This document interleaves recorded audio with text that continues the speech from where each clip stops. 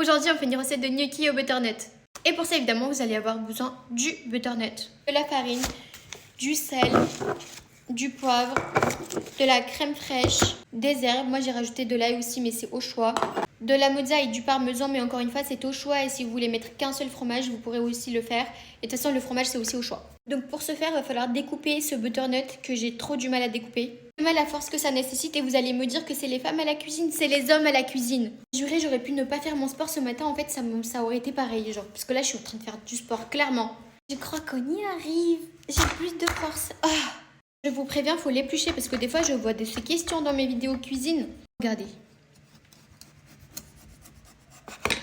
Dommage qu'on puisse pas faire de pause entre temps. Non, les daronnes elles ont trop souffert, moi je comprends les daronnes qui font plus à manger à la maison. Ça va pas ou quoi? Sachez que ce butternut a été épluché à la sueur de mon front. Là, je suis essoufflée. Et le pire, c'est que c'est pas fini parce que maintenant, on doit découper ça en cubes. L'intérieur, vous l'enlevez et les graines, soit vous pouvez les garder, soit vous pouvez les jeter. Si vous les gardez, vous pouvez les faire griller après, c'est très bon.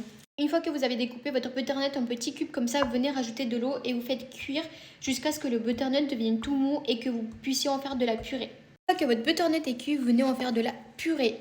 Une fois votre purée faite, vous venez rajouter de la farine pour entamer la pâte de gnocchi. Dans un premier temps, vous venez mixer tout ça ensemble pour déjà commencer à créer un mélange homogène. Ensuite, vous venez étaler la farine sur votre plan de travail. N'hésitez pas à le nettoyer avant. Et vous déposez le mélange de farine butternut sur cette farine-là. Et puis, vous venez rajouter à nouveau de la farine par-dessus sur le mélange butternut farine. Et là, attendez, il faut que je mette les gants. N'hésitez pas à rajouter autant que nécessaire de farine parce que sinon la pâte ne va pas se faire. Et voilà à quoi doit ressembler la pâte. Maintenant, vous venez la découper et vous faites vos mini gnocchis. Donc là, j'ai découpé tout ça de gnocchis et pour les faire cuire, vous devez attendre que l'eau elle soit bouillante et vous rajoutez les gnocchis et ils seront prêts une fois qu'ils remonteront à la surface. Et si vous savez pas quoi en faire du reste du butternut, vous pouvez toujours en faire une soupe. Et si vous reste encore de la pâte, vous pouvez la mettre au congélo et puis refaire des gnocchis quand vous en avez envie. Autour de la sauce pour les gnocchis, vous rajoutez 2 à 3 cuillères de crème fraîche et à ça vous rajoutez du fromage.